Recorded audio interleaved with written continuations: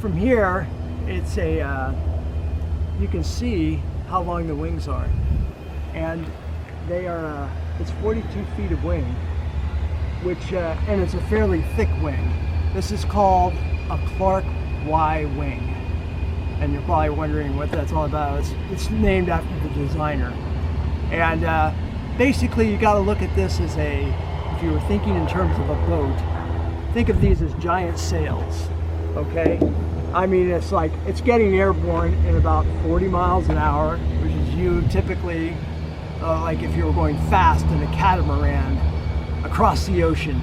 It was just like going, it would be a sail that would be bent about like this curvature. It was just like, and it's getting lift across it. It was just like, and when you're in a catamaran, you know, just think of like one of the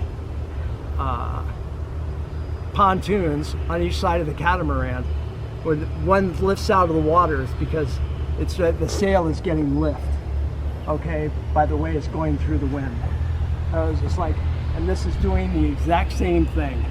It was just like, and so as a result, it has you know, tremendous lift capability, which enables it to handle these tremendous cargo loads and everything else that you know, goes with this airplane and its heavy-duty functions. So it's like, in some ways, you know, most people think, oh, planes are meant to have really thin wings, and you know, it's like that's if you're going really, really fast. But this is like slow, but I carry a lot.